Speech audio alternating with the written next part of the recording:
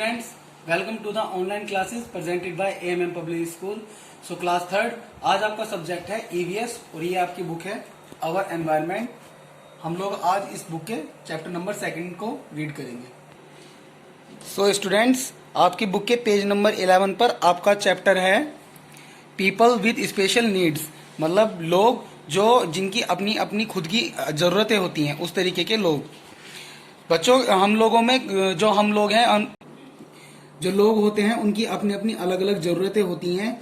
जैसे कि कुछ लोग होते हैं जो कि फिजिकली एबल्ड होते हैं, फिजिकली एबल्ड होते हैं, जिनके सेंस ऑफ ऑर्गन्स या तो उनके बर्थ से ही उनके पास नहीं होते हैं, या फिर किसी एक्सीडेंट के थ्रू या फिर किसी भी डाइजीज के थ्रू उनके सेंस ऑफ ऑर्गन काम करना बंद कर देते हैं. तो इस तरीके के पीपल्स को डिफरेंटली एबल्ड पीपल बोलते हैं. तो उन पीपल की क्या क्या जरूरतें होती हैं, किस तरीके का हम लोगों को उनके साथ बिहेव करना चाहिए और किस तरीके से उन लोगों को हम लोगों को मोटिवेट करना चाहिए, वो सब चीजें आज इस चैप्टर के अंदर है. आइए रीड करते हैं. नंबर फर्स्ट पे आते हैं, taking care of special people. जो स्पेशल पीपल होते हैं जिनके सेंस ऑफ ऑर्गन में से कोई एक पार्ट किसी तरीके से काम करना या मूवमेंट करना बंद कर देता है, तो उन लोगों के साथ हम लोगों को किस तरीके से उनकी देखभाल करनी चाहिए, उन पैराज को हम लोग क्लियर करते हैं. बीइंग पोलाइट विद देम, हम लोगों को उनके प्रति पोलाइट होना चाहिए. नॉट टीजिंग देम और मेकिंग फन ऑफ देम, हम लोगों को उनके साथ टीजिंग नहीं करनी चाहिए, उनका मजाक नहीं बनाना चाहिए.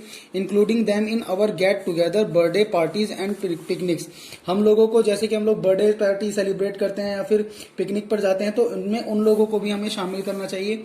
Motivating them to develop a positive attitude in life, उनकी लाइफ को बेहतर बनाने के लिए उनको पॉजिटिव मोटिवेट करते रहना चाहिए. Helping the visually impaired by reading out books, comics, newspapers to them, उनको जो हमारे विजुअल इम्पेयर्ड होते हैं, विजुअल इम्पेयर्ड का मतलब होता है स्टूडेंट्स जो जिनकी आंखें किसी तरीके से मूवमेंट नहीं करती हैं, कोई अनफॉर्चुनेटली उनकी आंखों ने काम करना बंद कर दिया है, तो ऐसे लोगों को विजुअली इम्पेयर्ड बोलते हैं. तो उनकी बुक्स पढ़ने में, कॉमिक्स पढ़ने में, न्यूज़पेपर्स पढ़ने में हम लोगों को हेल्प करनी चाहिए. We can use sign language to communicate with the deaf and dumb people, जो जिन लोगों को सुनने की क्षमता नहीं होती है या फिर बोलने की क्षमता नहीं होती है, उन लोगों के साथ हम लोगों को साइन लैंग्वेज का यूज करके उनसे बातें करनी चाहिए. They should not to be treated differently, उनको किसी भी तरीके से अलग सा महसूस नहीं करते हुए, हमको महसूस नहीं होने देना है कि वो किसी भी तरीके से हम लोगों से अलग हैं. तो आइए बच्चों चलते हैं अपने पैरा की तरफ. नंबर फर्स्ट पे है विजुअली इम्पेयरमेंट. जैसे कि मैंने आप लोगों को बताया था, विजुअल इम्पेयरमेंट वो लोग पर्सन होते हैं जिन लोगों की आंखें किसी तरीके से वर्क करना बंद कर देती हैं, उनको विजुअली इम्पेयरमेंट कहते हैं. इस तरीके के लोगों के लिए एक स्पेशल टाइप की पढ़ने के लिए और किसी तरीके की राइटिंग के लिए स्पेशल टाइप की लैंग्वेज का यूज किया जाता है, जो कि ब्रेली स्क्रिप्ट नाम की एक हमारे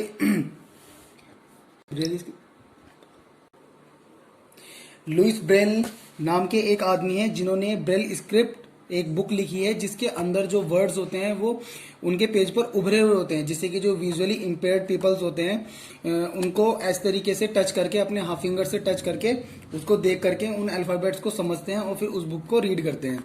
इस तरीके से विजुअली इम्पेयरमेंट जो हमारे पीपल होते हैं वो आसानी से बुक्स को रीड कर पाते हैं, समझ पाते हैं.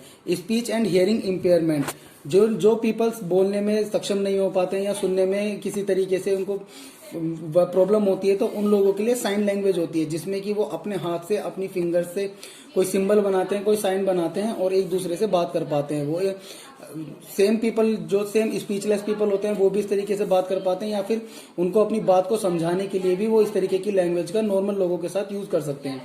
फिर उसके बाद आता है ओल्ड पीपल, जो हमारे बुजुर्ग होते हैं, जो हमारे जो ओल्ड पीपल होते हैं, जो बुजुर्ग लोग होते हैं, उन लोगों को भी हम लोग जिस तरीके से डिफरेंट टाइप ऑफ पीपल्स के साथ उनके साथ बिहेव करते हैं, इसी तरीके की नीड भी हमारे ओल्ड पीपल्स को भी होती है, हमारे बुजुर्गों को भी होती है, क्योंकि उनमें इतनी ज्यादा कोई एनर्जी नहीं होती है, इस तरीके की कोई उनके अंदर सहनशीलता नहीं होती है कि वो किसी भी बात को आसानी से सहन कर पाते हैं. तो इसलिए हम लोगों को उनके साथ भी अच्छे से पेश आना चाहिए. जैसे कि हम लोग उनके साथ गेम खेल सकते हैं, उनके साथ उनका टाइम स्पेंड कर सकते हैं, हम लोग उनके साथ पिकनिक पर बाहर घूमने के लिए जा सकते हैं. उनके जब वो सीढ़ियां चढ़ते हैं तो हम उनको सीढ़ियां चढ़ते हुए उनको हेल्प कर सकते हैं.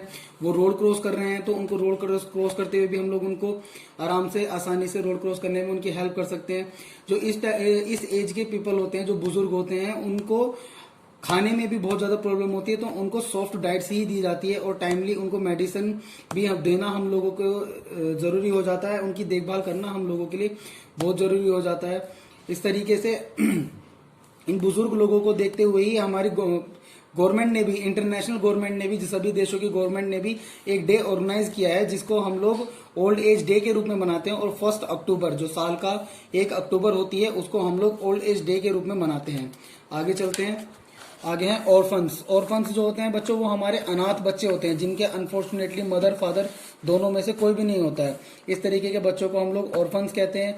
ये ऑर्फनेज नाम की जगह होती है, अनाथ आश्रम, ये वहां पर होते हैं। इन बच्चों को वहां पर रखा जाता है। और जिस तरीके से जैसे कि पेरेंट जो कोई कपल्स होते हैं जिनके बेबी नहीं होता है, तो उस तरीके वो उनको ऑर्फन्स को गोद लेकर के इनका जो लाइफ स्टाइल है उसको आसानी से जीने लायक बना देते हैं। तो इस तरीके से बच्चों ये आपका चैप्टर फर्स्ट कंप्लीट हो जाता है। आपको अब इस चैप्टर को स्टार्टिंग से एंड अप तक रीड करना है। और अब चलते हैं इन क्वेश्चन इस चैप्टर की एक्सरसाइज की तरफ। इस चैप्टर की एक्सरसाइज में नंबर फर्स्ट पे है टिक द करेक्ट ऑप्शंस। ये फिल करके आपको इनकी फोटो सेंड कर दी जाएगी। नंबर सेकंड पे आते हैं unjumble the letters and fill in the blanks. ये फिल इन द ब्लैंक्स दिए हुए हैं और ब्रैकेट में अनजम्बल लेटर्स दिए हुए हैं। इन लेटर्स के हेल्प से ही हमको इन फिल इन द ब्लैंक्स को फिल करना है। ये भी आपको फिल करके इनकी फोटो सेंड कर दी जाएगी। तो इसके बाद आते हैं match the following. Match the following भी आपको मैच करके आपके पास फोटो सेंड कर दी जाएगी। उसके बाद आते हैं ट्रू फॉल्स। ट्रू फॉल्स भी आपको सेंड कर दिए जाते हैं। क्वेश्चन आंसर्स के नोट बना करके आपको सेंड कर दिए जाएंगे। और फिर बच्चों इस तरीके से आपके इसके सेकंड चैप्टर की भी एक्सरसाइज कंप्लीट हो जाती है।